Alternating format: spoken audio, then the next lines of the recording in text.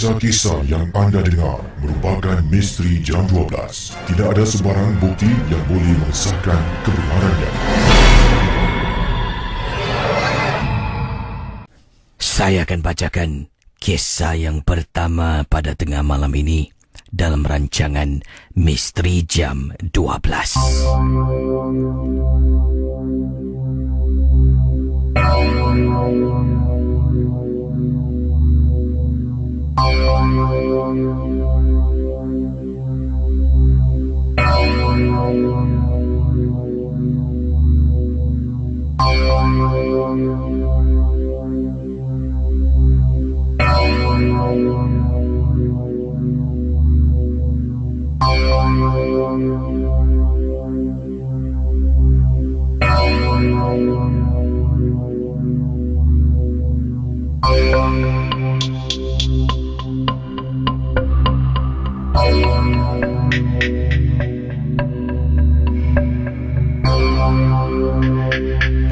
Pengalaman yang saya ingin bacakan telah pun saya pilih untuk tengah malam ini.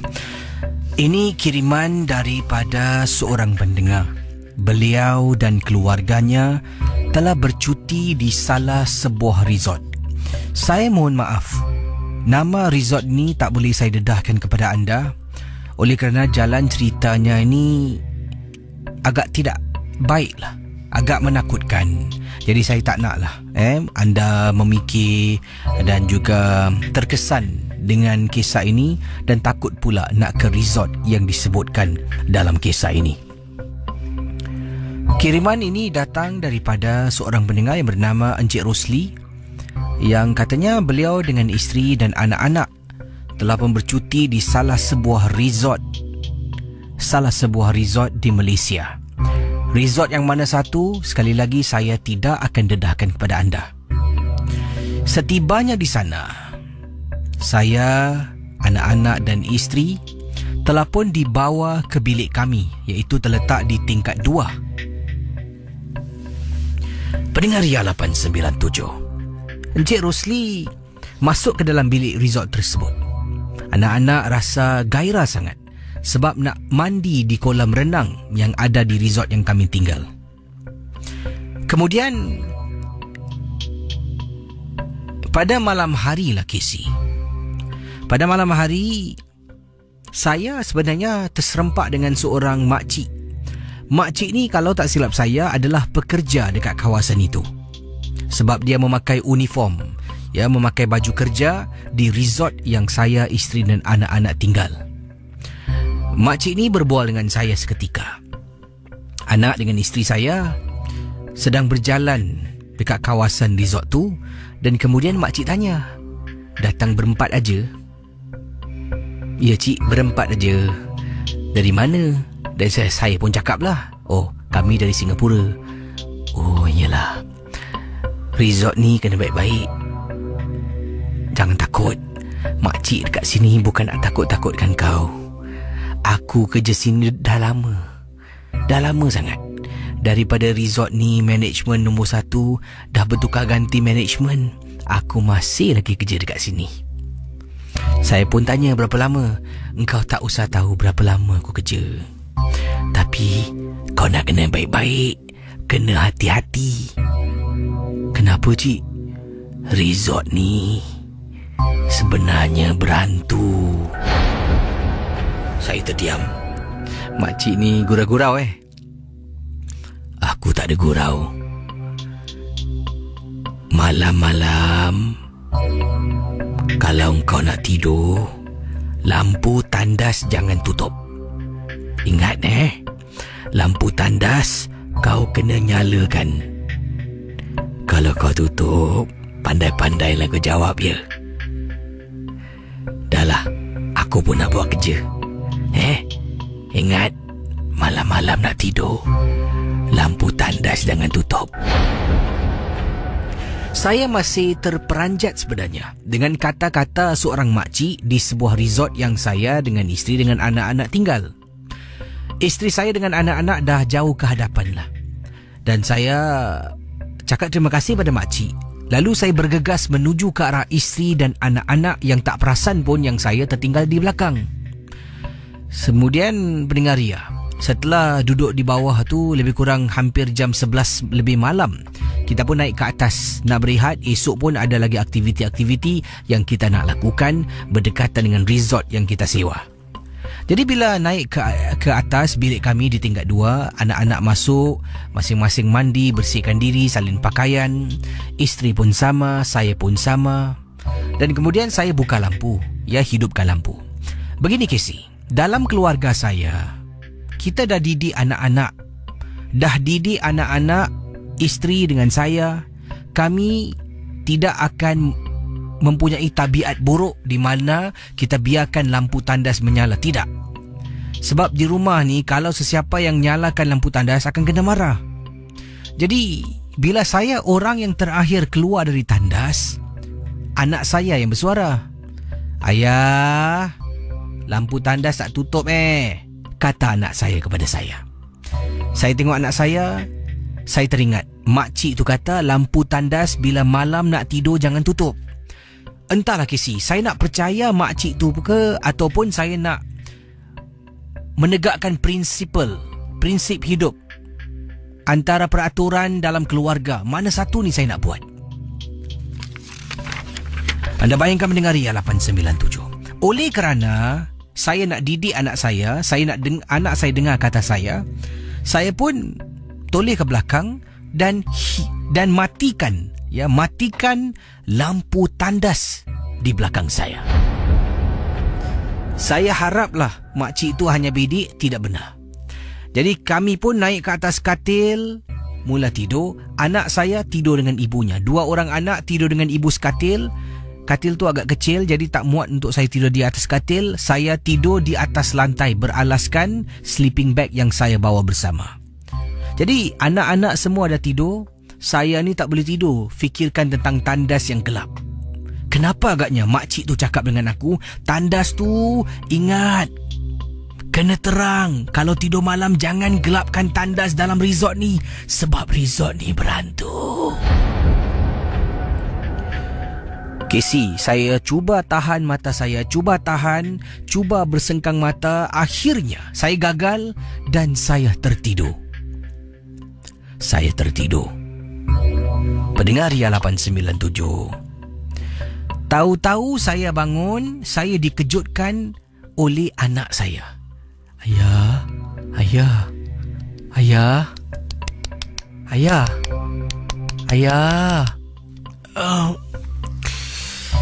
Apa? Ayah, dekat tandas ada orang, Ayah. Adik tak? Kata saya pada anak saya. Adik kat sebelah tengah tidur.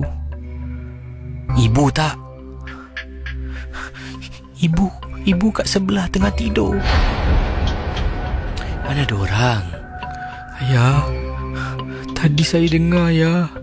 Saya dengar ada orang menangis dalam tandas. Pendengar Ria 897. Dalam keadaan mata kelat, anak saya tengah takut.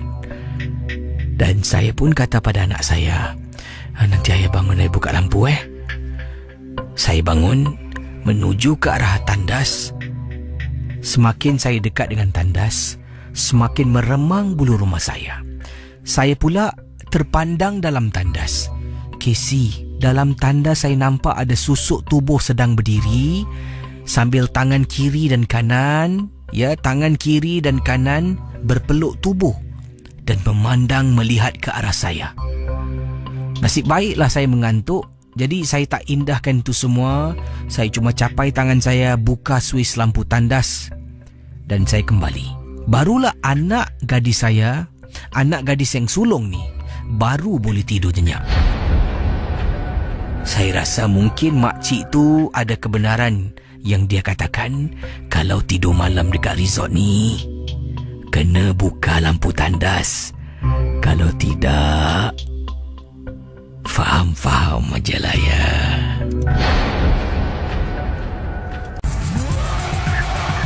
Saudara, kisah-kisah yang bakal anda dengar dalam Misteri Jam 12, anggaplah ia hanya satu hiburan. Tidak ada sesiapa yang boleh mengesahkan kebenarannya. Kalau anda rasa takut, Perlahankanlah suara radio anda. Misteri Jam 12. Hanya satu hiburan.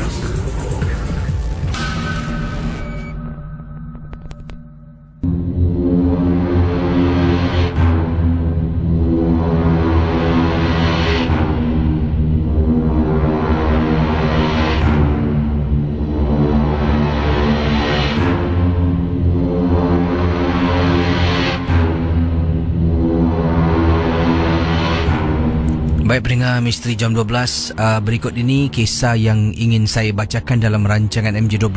Sekali lagi peringatan pada semua termasuk diri saya, anggaplah mendengar kisah MJ12 hanya sekadar hiburan, ya, jangan mudah kita percaya dan terikut-ikut dengan apa yang diketengahkan dalam rancangan MJ12. Berikut adalah satu peristiwa dan juga dikatakan satu nasihat lah yang ingin disampaikan. Baik begini beliau katakan nasihatnya supaya kita semua yang mendengar rancangan ini, peti surat rumah kita dapat dikunci, ya, di mana kalau mereka yang nak masukkan surat-surat ni tak boleh tolak lah, iaitu bahagian pembukaan peti surat rumah. Sebenarnya Casey, peti surat rumah saya ni saya tak kunci. Jadi sesiapa pun kata beliau boleh masukkan surat melalui bahagian depan. Kalau postman datang, selalunya dia akan buka bahagian belakang lah untuk masukkan surat kepada setiap rumah unit yang dia ada suratnya. Jadi bahagian depan ni pula lazimnya akan dimasukkan oleh orang-orang yang kita tak kenal. Mungkin ada nak masukkan voucher, nak masukkan brosur dan sebagainya melalui bahagian pembukaan depan peti surat rumah. Dan kata beliau di sini, saya sebenarnya pada suatu malam terkejut apabila yang membuka surat tu adalah isteri saya. Isteri dengan saya pulang ke rumah. Jadi isteri saya lah yang periksa surat. Kemudian apa yang berlaku, kata beliau, balik rumah ni isteri pun duduk, saya pun kata pada isteri yang nanti buatkan kopi Saya pun pergi tandas lah untuk legakan perut yang tengah mengulas ni. Isteri saya pun katanya di sini, tiba-tiba pendengar Ria 897, isteri saya bila saya keluar dari tandas memberitahu, "Bang, abang tengok bang envelope ni," kata isteri saya kepada saya. "Kenapa dengan envelope tu?"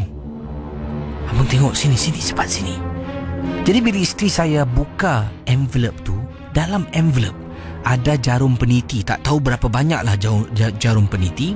Kemudian ada rambut yang dah dililit dan diikat dengan benang warna merah.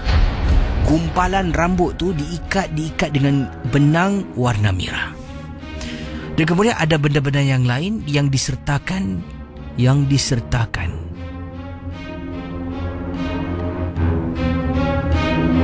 dalam surat yang dikirimkan ke rumah teman kita ni lah.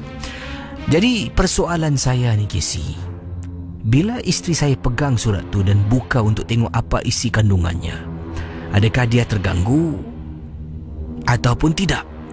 Sebab kalau betul-betul isteri saya yang berbuat demikian dan dia akan diganggu, saya nak dapatkan rawatan secepat mungkin.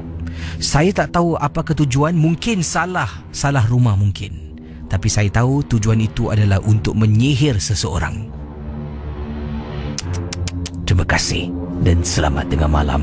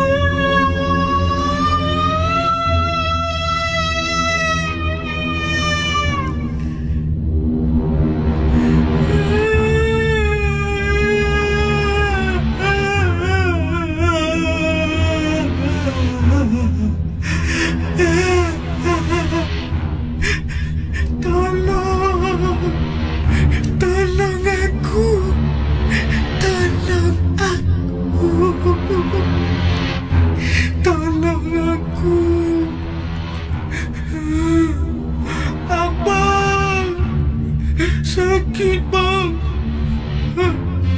Tolong! Tolong!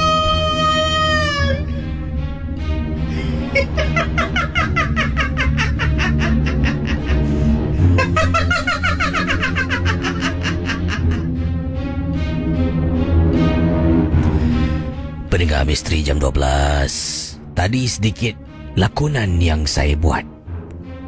Yang ini kerasukan yang berlaku kepada keluarga di seberang tambak ketika mereka sedang berkelah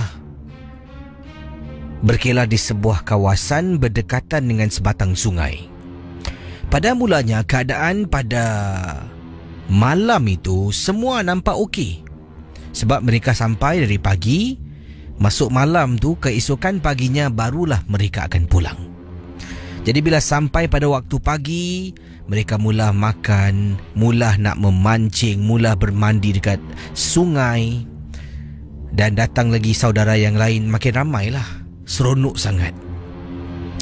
Tapi yang hairan bila masuk waktu maghrib lah. Waktu maghrib, kita nak solat. Nak solat berjemaah agak sukar tempat tu. Jadi solat mana yang mampu lah. 2-3 orang, kemudian tukar lagi kepada 2-3 orang. Ini berlaku ni, salah seorang saudara kami lah, seorang perempuan, waktu tu sedang duduk dekat bawah pondok di tepi sungai. Tengah duduk dengan keluarga yang lain. Saya pun bukalah radio untuk dengar azan. Jadi saya keluarkan radio, buka radio untuk dengar azan. Apabila azan berkumandang pada malam tersebut, menandakan masuknya waktu fardu maghrib di kawasan itu. Salah seorang daripada saudara saya yang saya katakan ni, yang sedang duduk dekat bawah pondok, tiba-tiba Casey, dia menjadi begitu marah sangat-sangat. Dalam keadaan dia sedang duduk diam tadi, dia memandang ke arah radio yang sedang berkumandang azan dengan wajah yang bengis dan marah. Lalu dia bersuara, "Hei, tutup radio! Tutup radio! Tutup! Tutup!"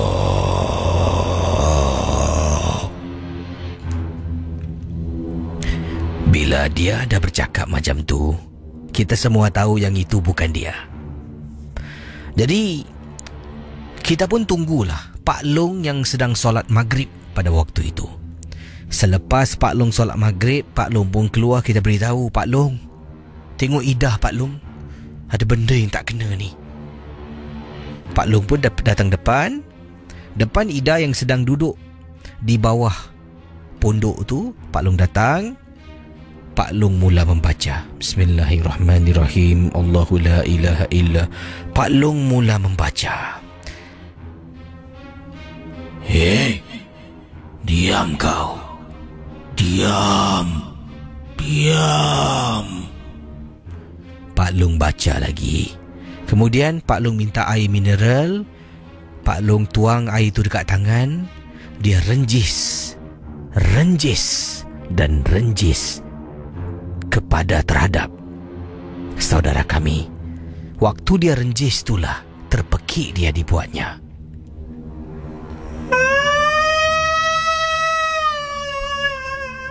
Sakit. Aku tak datang lagi. Sakit.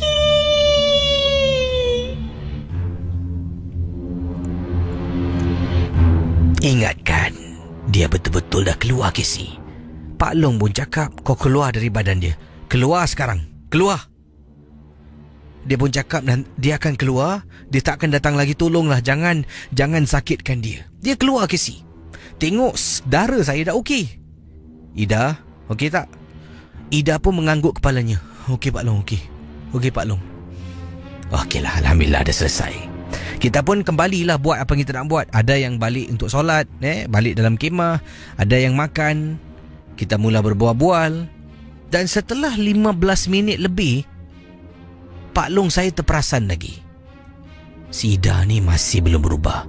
Tengah duduk sorang-sorang, tengok kuku. Tengok kuku, kemudian dia main rambut. Zaki, ambilkan air. Aku cakap dengan kau kan? Tadi kau cakap kau nak keluar. Kenapa kau datang balik? Kau cakap kau nak keluar, kenapa kau datang balik? Hamil kau! Sakit!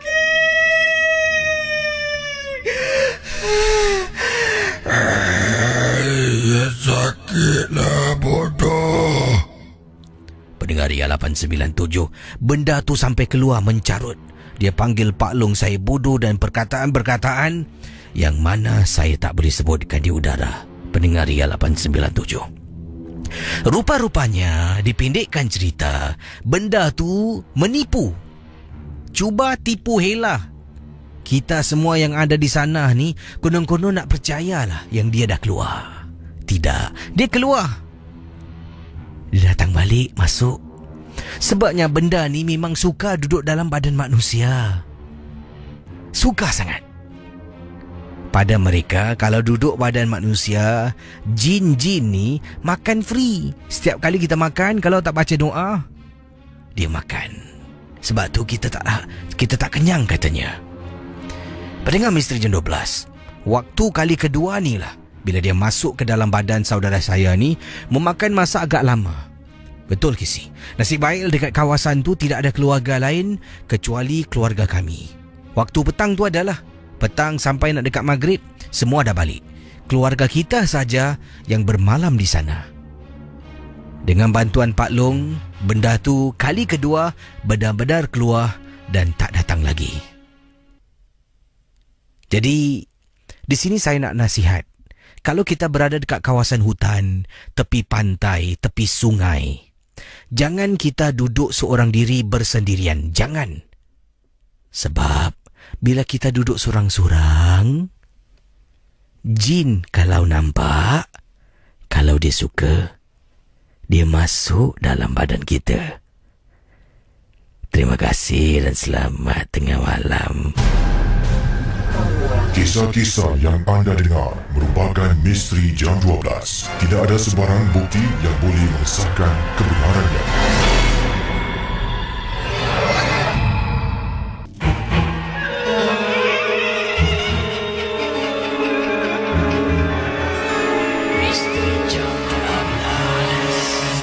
Baik, terima kasih kepada anda yang sedang bersama dengan kami dalam rancangan MJ12. Ada kisah yang anda dengar, kisah tentang kerasukan di seberang tambak berdekatan dengan sebuah ataupun sebatang sungai di mana keluarga ni berkelah beramai-ramai. Dan ada juga bahagian-bahagian dialog tu saya macam tambah sikit lah. Tapi jalan cerita tetap sama.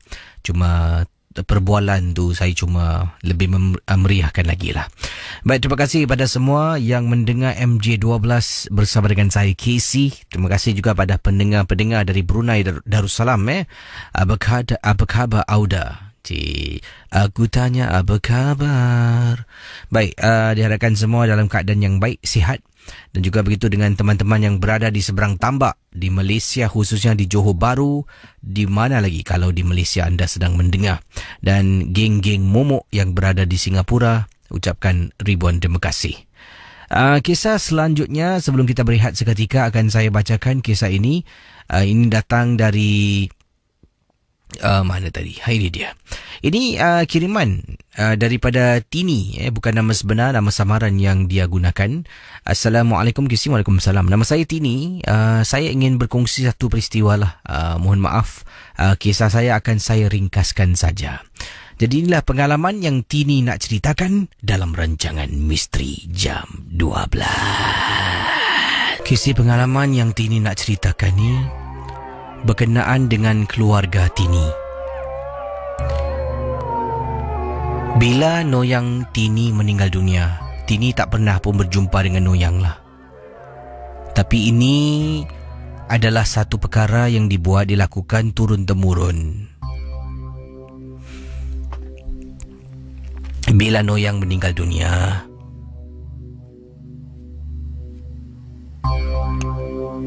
kata Tini, Noyangnya telah pun pergi, membawa sesuatu yang lain semua tidak ingin mewarisinya. Dipendekkan cerita begini, sejak zaman Noyang, pada nenek, kepada ibu, kepada saya, kami mendapat arahan. Ya, beliau kata mendapat arahan di mana setiap hari Khamis malam Jumaat supaya siapkan tempat bara dan juga kemenyan. Jadi tempat bara tu akan diasap satu rumah, kemudian diletakkan di bawah tingkap. Tak kiralah tingkap bilik ke tingkap mana-mana, asalkan tingkap tempat keluar masuk. Pada mulanya saya tak tahu, kata Tini, saya tak tahu apakah tujuan letak kayu. Ya, kemudian dialaskan dengan kayu, diletakkan tempat bara di bawah tingkap. Rupa-rupanya bila arwah nenek Noyang meninggal dunia, kata Tini, ini yang saya dengar ceritanya, saka yang dipelihara tak boleh ikut sama masuk ke alam kubur. Tak boleh. Memang tak boleh. Jadi sekarang saka ni akan berkeliaran dekat bahagian luar rumah.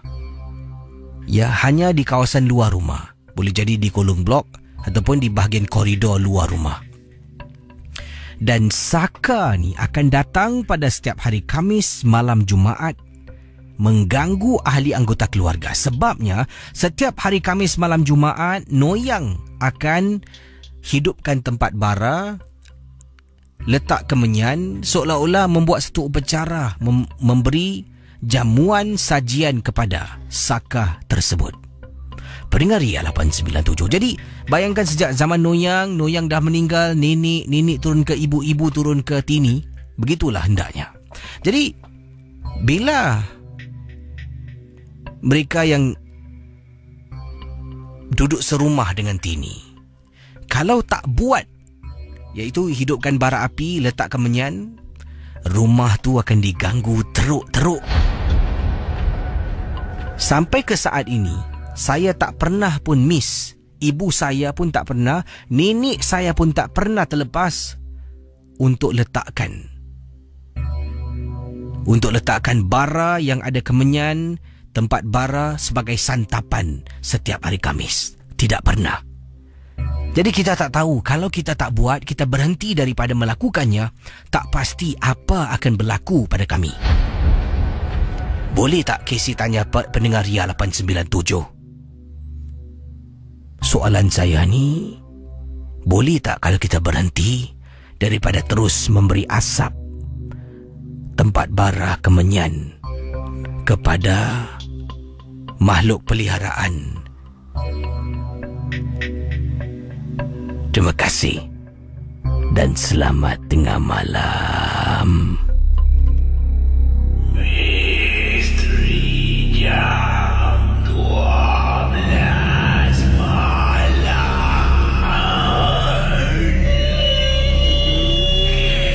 Misteri Jam 12.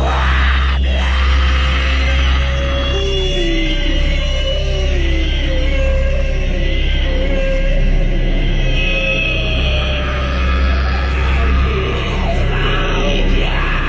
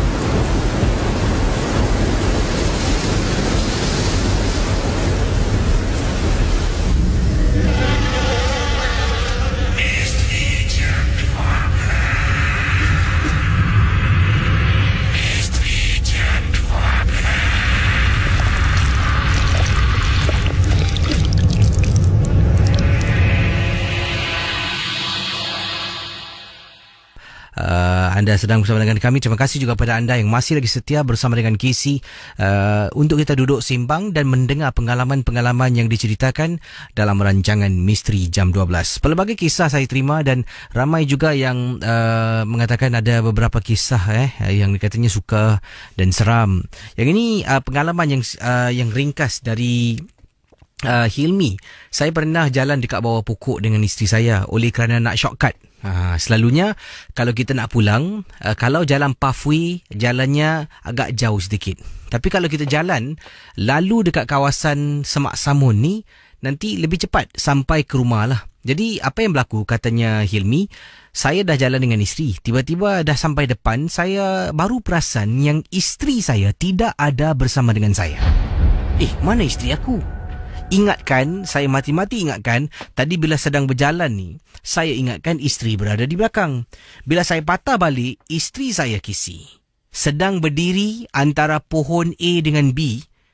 Tengah berdiri dekat tengah antara pohon A dengan B. Sambil tu dia berdiri, sambil tu dia menangis. Saya pun menghampiri isteri saya dan saya minta maaf. Kata, abang minta maaf lah, sorry lah, abang tak perasan yang kat belakang. Saya ingatkan, isteri saya ni tertinggal sebab tu dia menangis. Dan saya pun minta maaf. Minta maaf. Kemudian saya dapat rasakan sesuatu yang tak kena. Bila saya kata minta maaf, saya cakap lagi. Dah lah, jangan nangis lah, jangan nangis. Casey, tahu-tahu Casey, isteri saya mengilai. Itu yang buat saya terperanjat. Dan nasib baiklah, dah nak sampai rumah, saya pun telefon, datanglah bapa saya untuk membantu mengawal situasi di mana isteri saya kena rasuk. Kena marah dengan bapa. Katanya, kau jalan lagi tempat-tempat macam ni. Dan sejak hari itu, saya macam mana punya penat pun, saya akan jalan melalui jalan yang biasa, tidak lagi nak shortcut. Terima kasih. Dan selamat tengah malam. Misteri Jam 12 malam. Misteri Jam 12.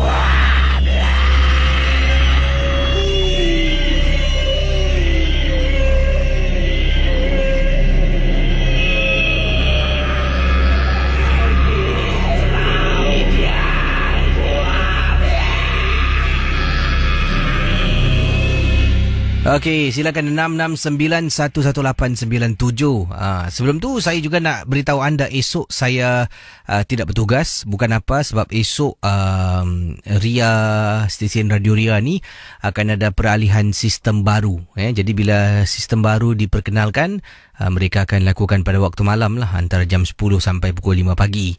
Jadi dalam peralihan sistem baru ni, saya tidak boleh bertugas. Jadi esok MJ12 adalah rancangan encore dan juga saya akan jumpa anda hari Khamis dan juga hari Jumaat, insyaAllah.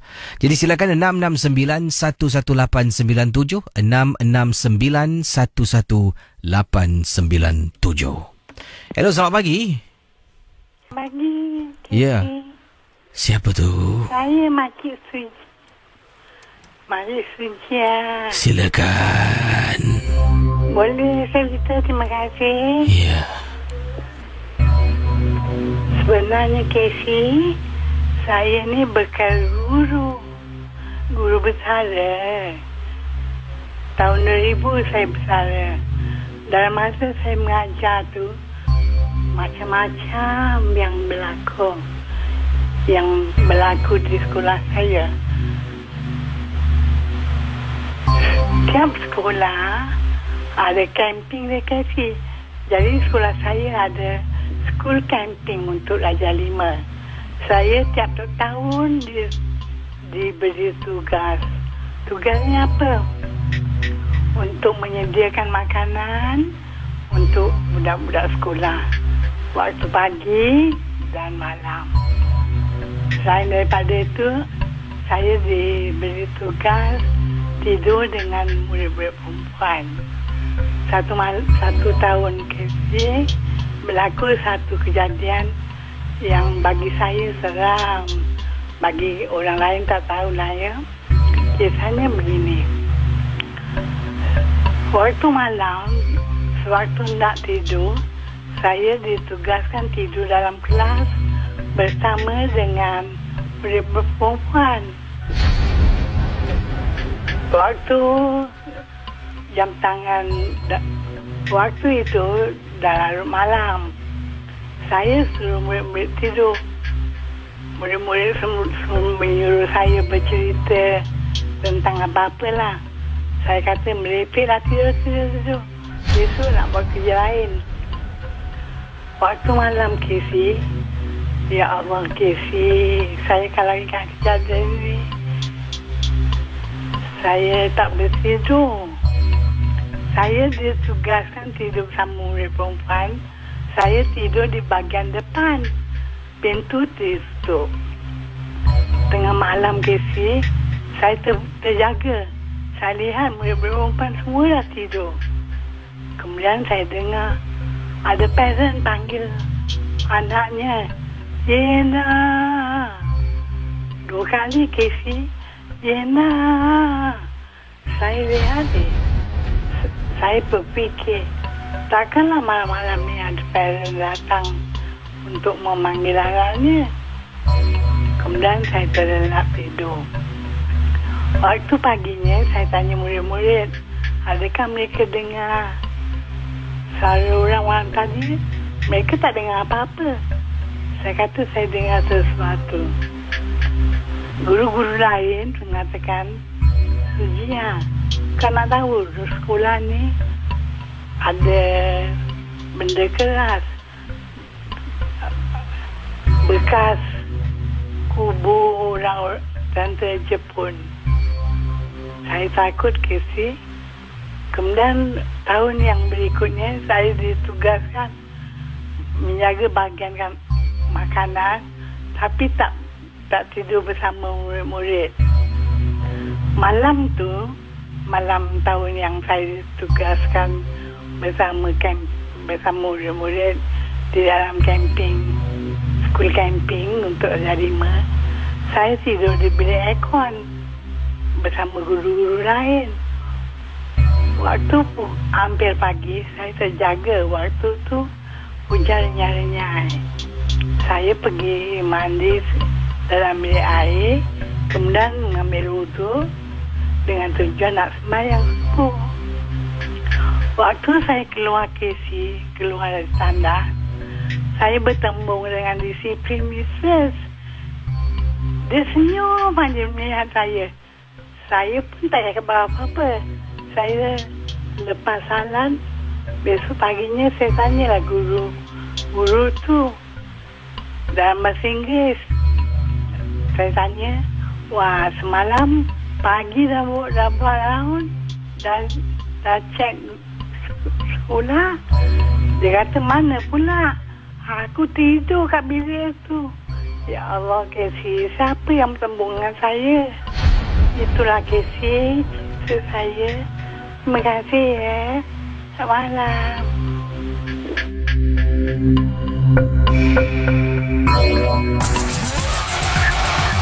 Saudara, kisah-kisah yang bakal anda dengar dalam Misteri Jam 12, anggaplah ia hanya satu hiburan. Tidak ada sesiapa yang boleh menyesatkan kebenarannya. Kalau anda rasa takut, perlahankanlah suara radio anda. Misteri Jam 12, hanya satu hiburan.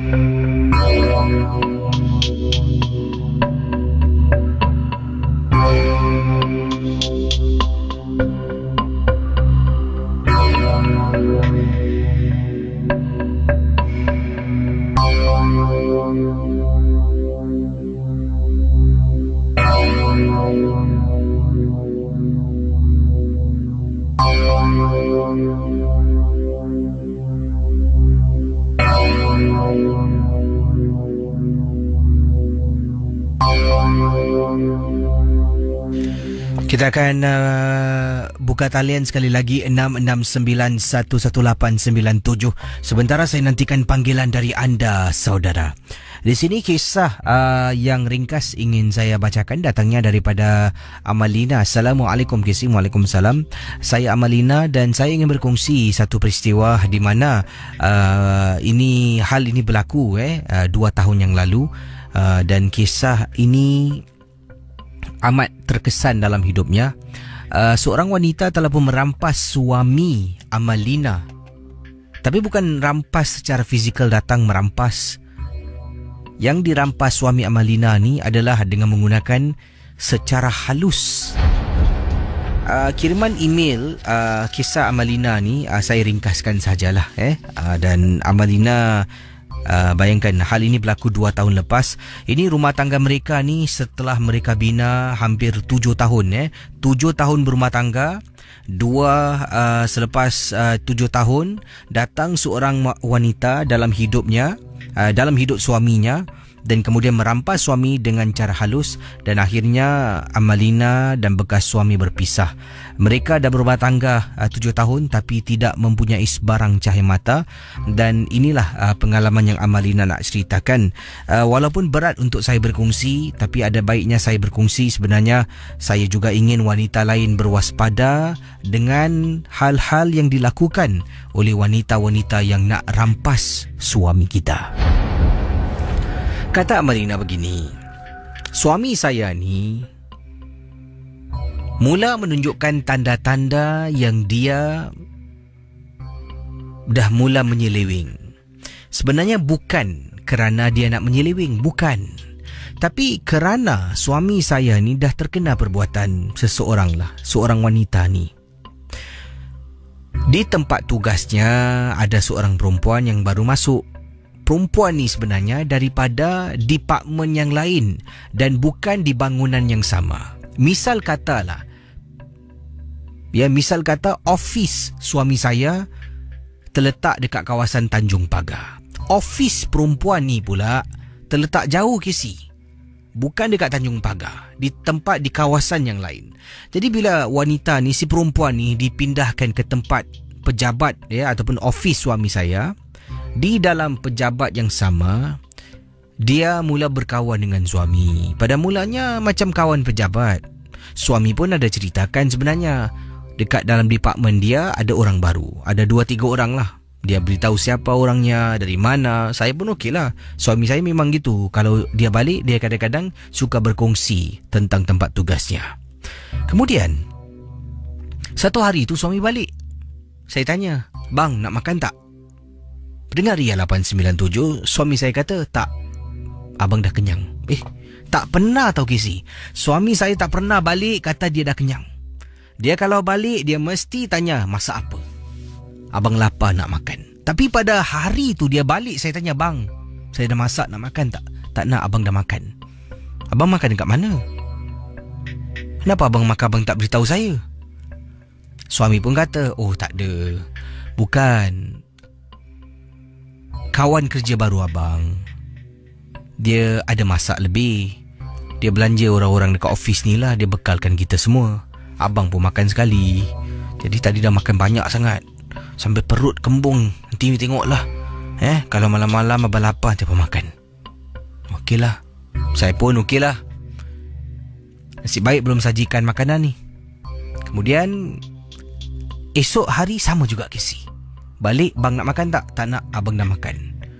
Main dah makan ni suami aku lain macam ni, kata Amalina. Kisah akhirnya, setiap kali suami makan, setiap kali itulah suami telah pun makan makanan yang telah pun dibubuh sesuatu secara halus. Anda bayangkan pendengar Ria 897, suami saya dah terkena, dah mula balik lambat, dah mula menyeleweng, cakap overtime, tapi tak pernah dengar pun suami saya overtime. Dan saya mula bergaduh dengan suami, dan saya dapat tahu dia keluar dengan suami saya. Dan akhirnya dipendekkan cerita, kita berpisah. Nasihat saya lah, bukan saya nak kata semua perempuan ni macam ni, tapi ada baiknya kalau orang kasih makan yang kita tak kenal, berhati-hatilah. Jangan buruk sangka, cuma berwaspada sahaja. Itu adalah yang terbaik.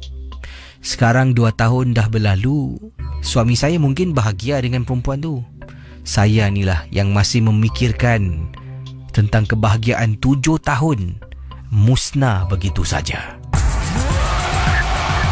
Saudara, kisah-kisah yang bakal anda dengar dalam Misteri Jam 12, anggaplah ia hanya satu hiburan. Tidak ada sesiapa yang boleh mengesahkan kebenarannya. Kalau anda rasa takut, perlahankanlah suara radio anda. Misteri Jam 12, hanya satu hiburan.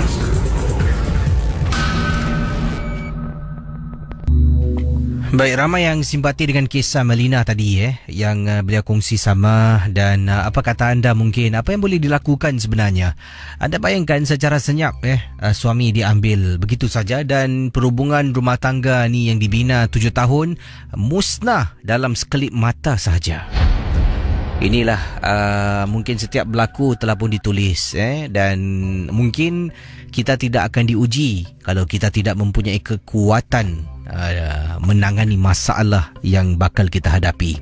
Inilah ujian dunia. Saya harap Amelina kalau mungkin sedang mendengar sekarang ini, tabah menghadapinya. Katanya di sini walaupun dah 2 tahun berlalu tapi masih lagi tetap dapat merasakan kasih sayang dari bekas suaminya. Bayangkan. Baik, mungkin ada kata-kata semangat lah kalau Melina sedang mendengar sekarang ini, dan geng-geng momok sama-sama boleh berikan kata-kata anda untuk Melina, dan saya akan cuba semak kejap lagi lah. 669-11897 bertemankan saya Casey dalam rancangan Misteri Jam 12. Hello, selamat pagi. Halo, selamat pagi. Hai, siapa tu? Nama saya Min. Ini panggilan dari mana, Min? Panggilan saya daripada tempat kerja. Dan kisah tentang apa ni yang nak diceritakan? Silakan. Saya nak ceritakan pasal kisah zaman saya dulu. Saya pernah temui dengan kisah silam saya. Masa itu saya terserempak dengan satu orang wajah. Ini kisah hantu lah. Silakan. Okey. Ini kisah cerita hantu ni. Masa tu saya sekolah dekat bahagian Malaysia. Lepas tu saya masa tu darjah 2 lah. Saya darjah 2. Masa saya sekolah kat situ, masa tu hari Jumaat. Dan lepas tu ada satu cikgu ni dia macam apa tu, kena possess. Dia kena possess. Dan cikgu tu daripada bawah ground floor, dia terus naik pergi tangga tu. Naik tangga terus dia terjun. Hello? Ya, silakan teruskan. Ya, dia terjun. Dan saya punya bahasa Melayu ni tak betul punya. Tak apa, yang penting anda cubalah ya. Kemudian apa yang berlaku? Lepas tu saya cikgu-cikgu dekat sana terus dia dengan cepat dia letak dengan apa, dia ada pasal dekat sana ada belajar agama kan. Dan dekat situ dia buat air panas ke apa, dia siram dekat tubuh perempuan. Dan tubuh perempuan terus dia macam tersedar. Daripada itu terus dia cakap apa dah terjadi kepada saya. Itu dengan itu perempuan tu dibawa ke bilik dan dibawa ke hospital lah. Itu kisah saya. Terima kasih ya. Ya, terima kasih. Baik, silakan 66911897. Yang ini dari kiriman Kak Asna kata untuk adik Emelina, tak apalah adik, mungkin apa yang adik Emelina alami ini kita tak akan rasa keperitannya, kesakitannya, tapi kita mendoakan semoga adik Emelina akan dilindungi dan juga akan berjumpa dengan pasangan yang akan berkekalan jodohnya. Dan saya harapkanlah, kata akak kita lah, semoga adik tadi tabah menghadapi ujian di dunia ini. Dan yang sini pula daripada siapa ni? Daripada ni private message saya terima. Baik, dari pendengar kita gunakan nama M lah. Dari M kata, KC, kawan saya pun terkena hal yang sama macam Emelina. Suami dirampas oleh wanita lain, tapi bukan suami dia mental. Suami kawan saya ni sebaik-baik tidak, KC. Orangnya tak sukalah berfoya-foya dan sentiasa baik dan sayangkan isterinya. Macam tu setia suami pun kalau dah kena sihir, habis. Kesian kawan saya ni, di mana suaminya macam mana saya nak ceritakan ni? Ini hal tentang kawan anda Jadi saya takut nanti kawan anda terdengar dan dia akan mungkin terkesan dengan kisah yang anda ceritakan tentang hal dia. Jadi saya ringkaskan saja. Katanya suami kawan beliau ni, M ni, pun sama kes macam Emelina. Suaminya ni bukanlah jenis yang berfoya-foya yang nampak perempuan tidak sayangkan isteri, jemput isteri pergi kerja, balik kerja, macam itulah saya rasa tapi tetap juga tewas dengan menggunakan sihir. Dan nak cakap suami dia tak solat ke si? Kadang-kadang bila saya keluar dengan teman saya ni, dengan kawan baik saya, suaminya pun ikut sekali bersama dengan suami saya, nanti akan pergi solat ke si? Pergi masjid lah, dekat kawasan-kawasan mana. Dan bila dah terjadi sesuatu, sampaikan retak rumah tangga teman saya ni, dia tak boleh bekerja. Sampaikan teman saya terpaksa ambil cuti tanpa gaji, bercuti di luar Singapura. Dia duduk dekat Australia selama hampir setahun lebih hanya untuk lupakan keadaan yang dialami oleh beliau. Waktu dia kenal dengan perempuan tu, dia dah dikenakan sihir habis. Sampaikan dalam masa terdekat tu dah nak menikah lagi. Mana tak sebab hati seorang isteri. Itu dia yang dikongsi sama seperti kisah Emilia. Wah, ni berbahaya ni main-main kes merampas suami orang gunakan hal-hal macam ni. Jadi sama-samalah kita doakanlah semoga kita terpelihara dan dijauhkanlah daripada sebarang mungkin dugaan yang dialami oleh Emelina dan juga teman kepada M. Baik saudara, silakan 66911897 dalam rancangan Misteri Jam 12.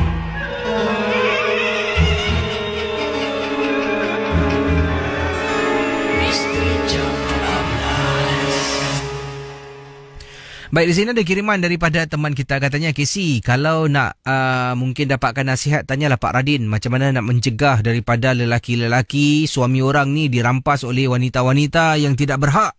Katanya, tanyalah Pak Radin ke, ada tak tip-tip yang boleh digunakan, ataupun kalau ada Pak Saad ke, tanyalah Cik Kadi ke. Saya suka, kata beliau, mendengar penjelasan dari Pak Saad. Kalau Pak Saad sedang mendengar, boleh telefon Ria sekarang. Macam mana agaknya lelaki-lelaki dapat mengelak daripada disihir oleh perempuan-perempuan yang nak merampas suami orang lain.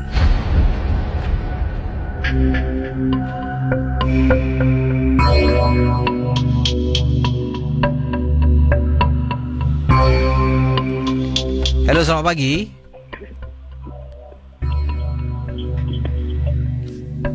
Silakan 66911897 66911897. Hello, selamat pagi.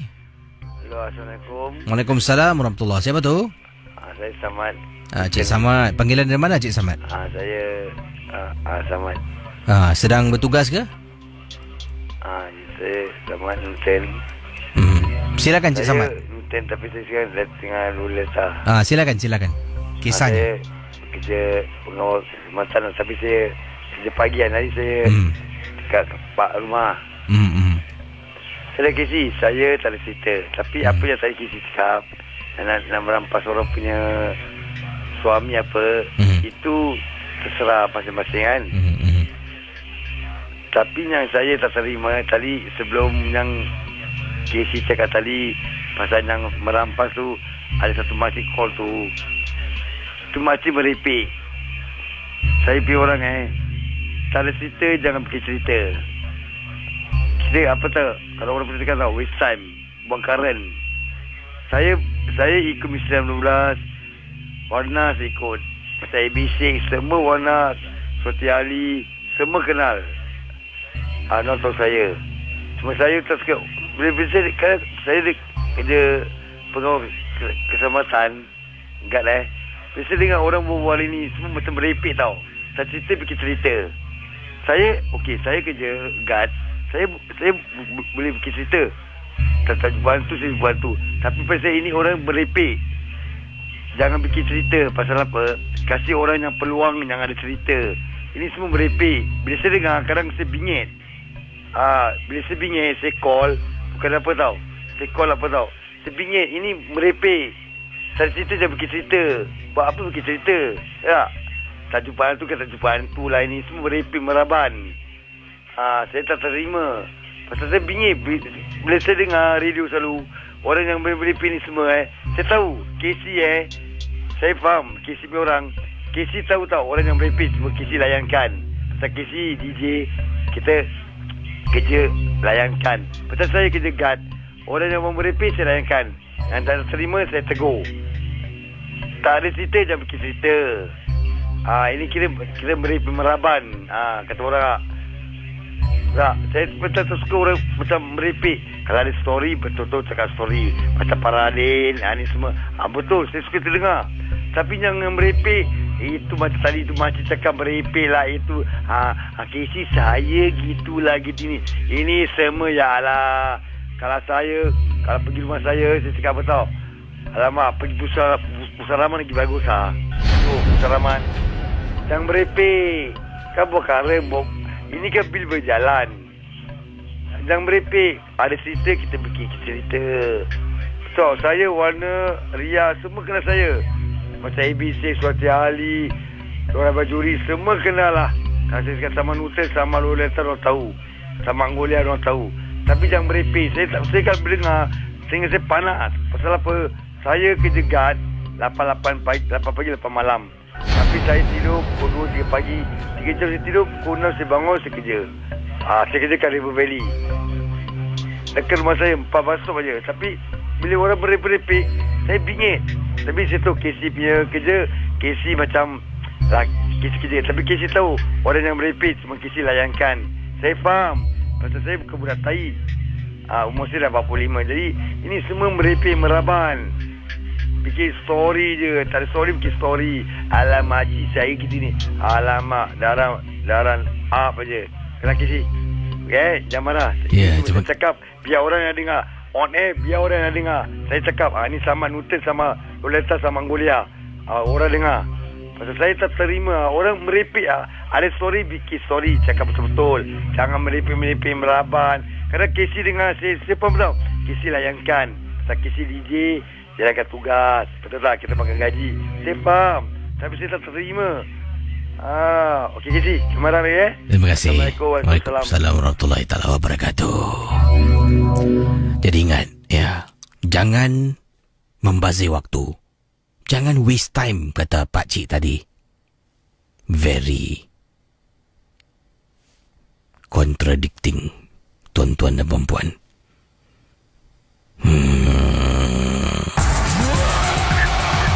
Saudara, kisah-kisah yang bakal anda dengar dalam Misteri Jam 12, anggaplah ia hanya satu hiburan.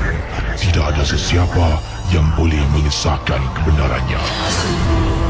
Kalau anda rasa takut, perlahankanlah suara radio anda. Misteri Jam 12, hanya satu hiburan.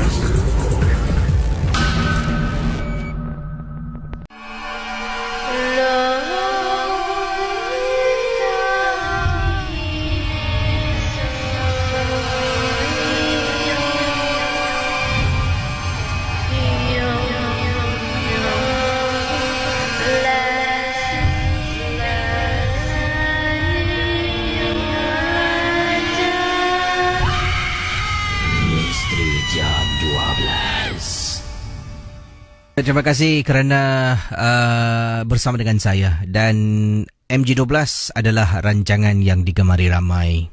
Bila rancangan ini disayangi ramai, disukai ramai, mula timbul emosi-emosi yang dikaitkan, ada emotional attachment kepada rancangan ini.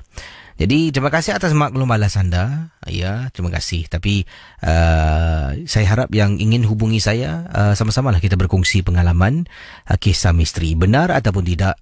Yang penting sekali MG12 hanya sekadar hiburan dan janganlah kita terlampau taksub dan terikut-ikut dengan apa yang diketengahkan.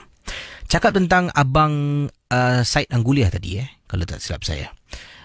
Sebagai seorang pengawal keselamatan security. Sini pun ada kisah sebenarnya yang saya terima. Kebetulan.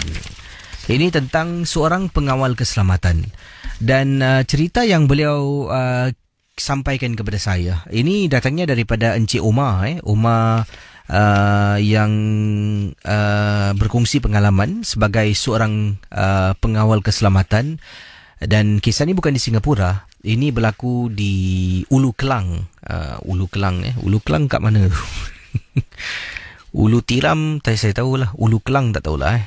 Johor ke, Melaka ke, Kelantan ke. Jadi kisah daripada Cik Umar berkongsi peristiwa. Dan saya tersenyum bila nampak kiriman Cik Umar ni. Katanya, saya ni pertama kali kirimkan email pada Casey. Saya tak pernah kirimkan email dan ini first time sebab saya nak benar-benar Casey bacakan pengalaman saya ini. Dan harap Casey dapat ketengahkan lah. Kebetulan memang saya nak bacakan kisah Cik Omar. Tapi walau apapun kisah ini dah kirimkan agak lama dahululah. Dan sekarang ini baru sempat saya baca dan harap Cik Omar sedang mendengar kisah anda diceritakan dalam Misteri Jam 12.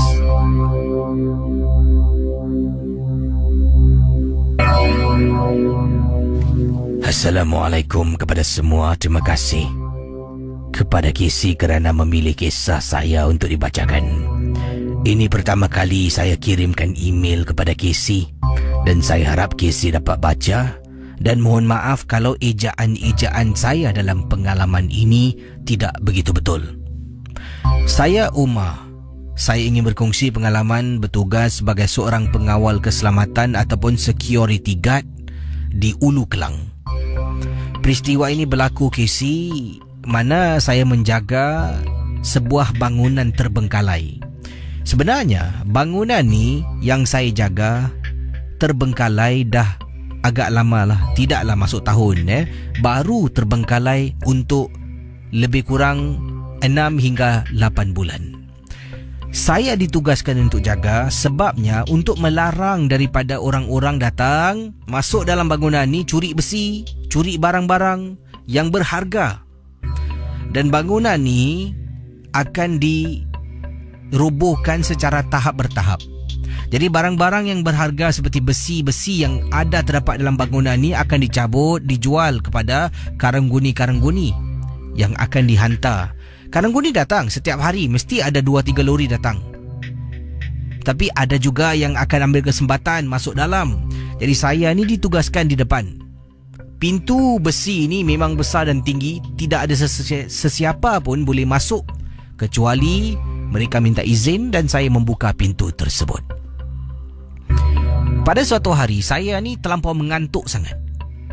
Pada paginya saya telah pun menghantar anak ke sekolah. Kemudian tolong isteri uruskan sesuatu lah. Jadi peringat Ria 897 anda bayangkan. Satu hari saya belum tidur. Malam saya kena kerja. Saya harus bertugas. Bila saya bertugas ni dah mengantuk sangat. Takut tertidur.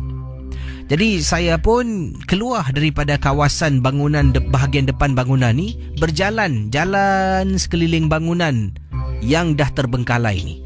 Tengah berjalan, tiba-tiba saya ternampak dekat tingkat atas. Kalau tak silap tingkat 3 atau tingkat 4. Saya nampak ada orang tengah berdiri. Saya nampak susuk tubuh dan bentuk susuk tubuh tapi tak nampak wajah sebab bangunan tu gelap. Saya pun capai lampu suluh atas. Bila saya tengok lampu suluh, pandang atas balik. Wanita, orang tak tahulah apa yang sedang berdiri, hilang dari pandangan. Saya ni rasakan mesti ada orang dalam bangunan ni nak curi besi. Dalam hati saya ni, bukan cakap pasal nampak hantu tak terfikir pun langsung. Saya pergi dekat kawasan nak masuk bangunan, tolak pintu memang tak dikunci. Berjalan gelap Casey, gelap sangat. Berjalan perlahan-lahan, kemudian saya naik tangga. Tingkat 3 ke tingkat 4 Cubalah naik tangga. Kemudian saya berhenti. Di tingkat 2 saya berhenti nak dengar ada tak telapak kaki.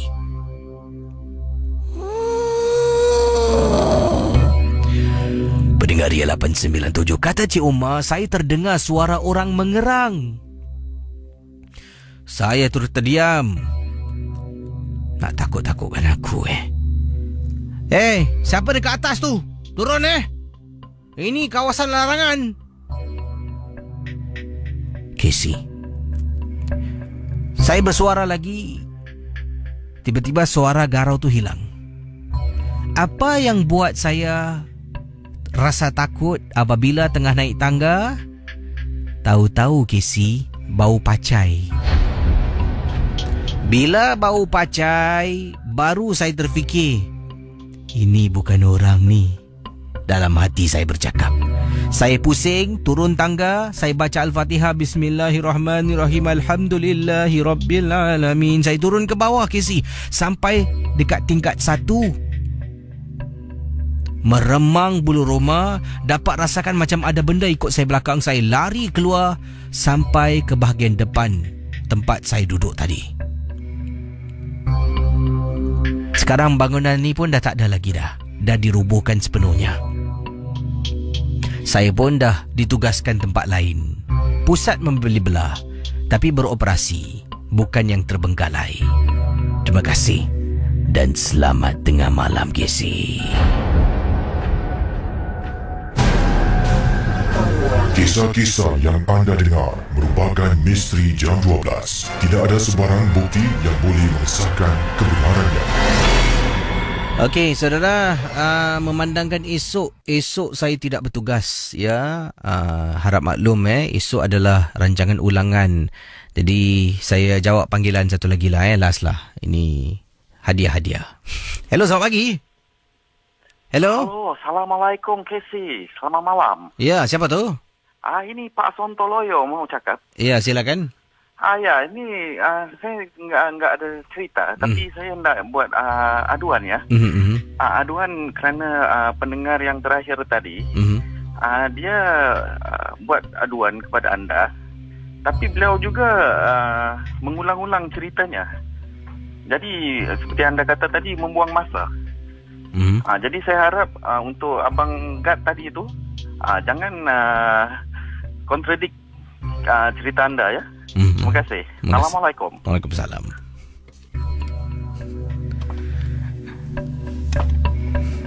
Macam-macam ragam MJ12 ni. Yang penting jangan kita marah-marah. Ya, kita kena fikir yang positif. Sebab hidup hanya sementara.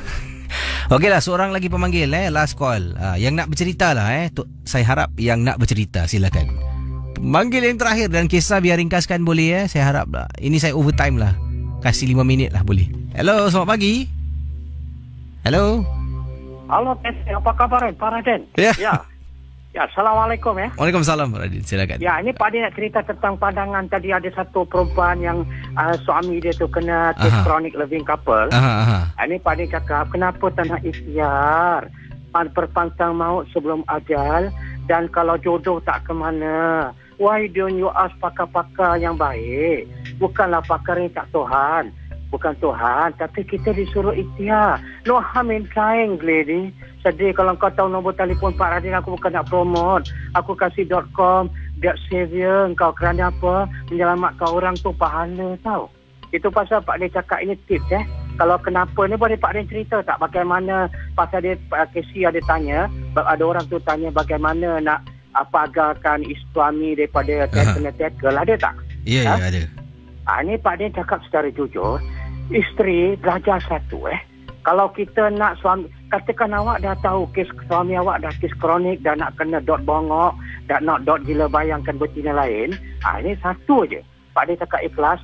Tanda-tanda kalau dia dah berubah, nombor satu, kalau dia tak ada lagi senyuman manja atau dia agak dah jadi .com.yb dengan kau, satu saja Pak Dia cakap.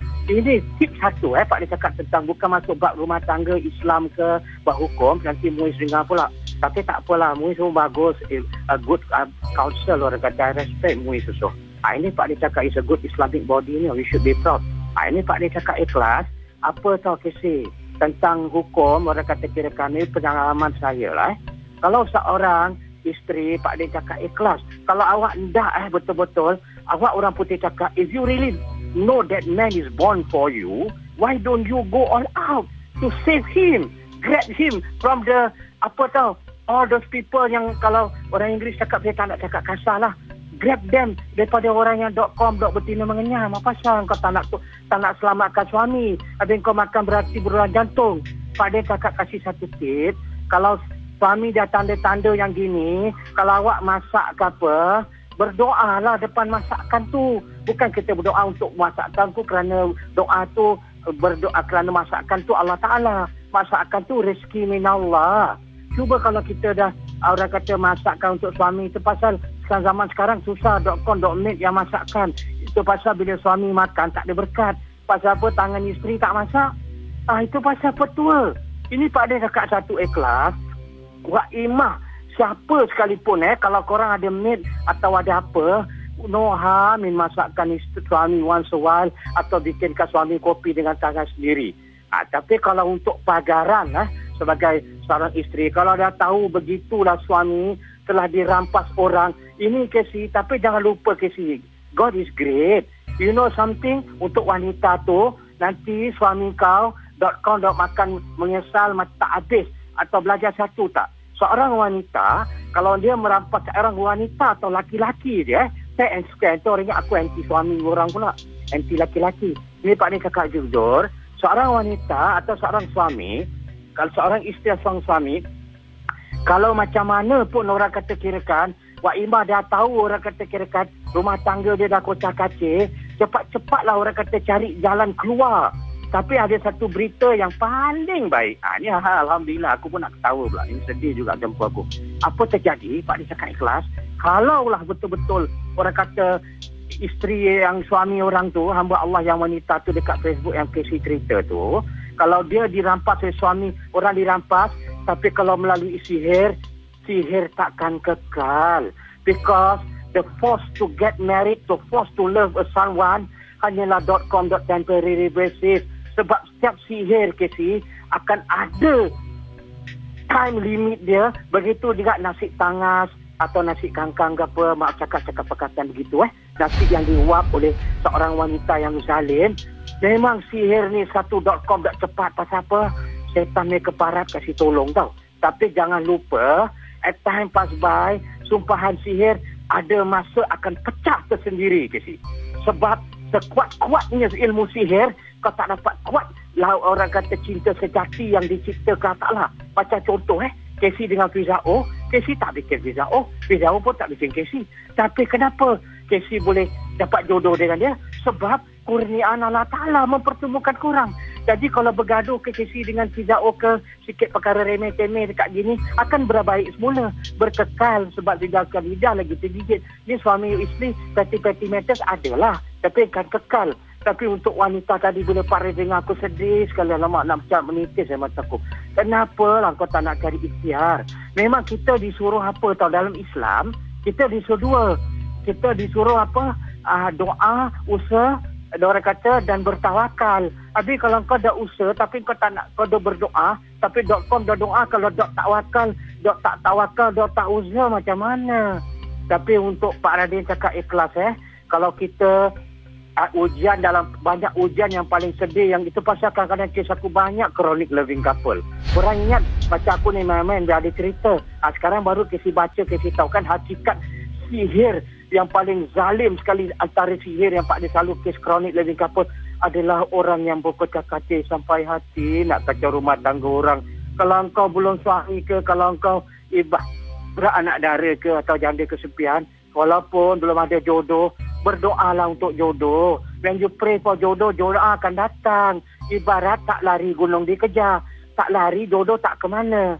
Itu pasal Pak dia cakap apa saja wakimah kita sebagai rumah tangga, memang antara sihir yang paling kronik.com.zalim adalah sihir yang paling zalim.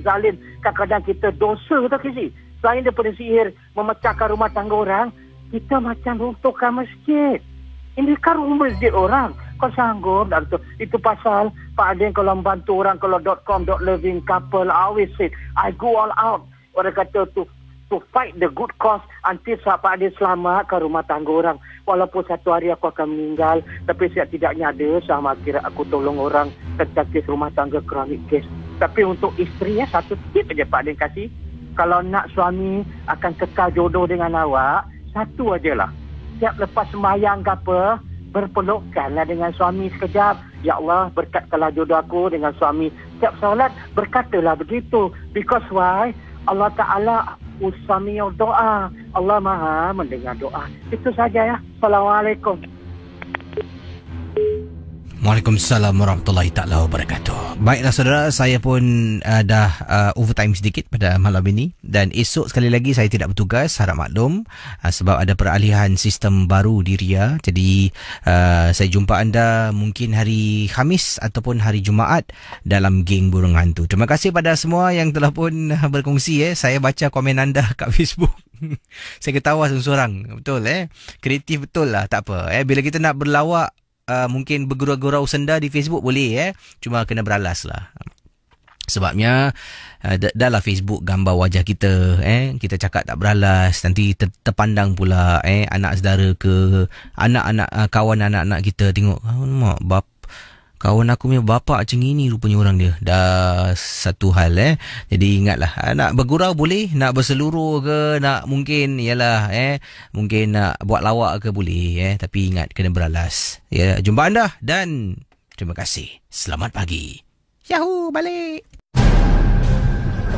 Kisah-kisah yang anda dengar merupakan misteri jam 12. Tidak ada sebarang bukti yang boleh mengesahkan kebenarannya.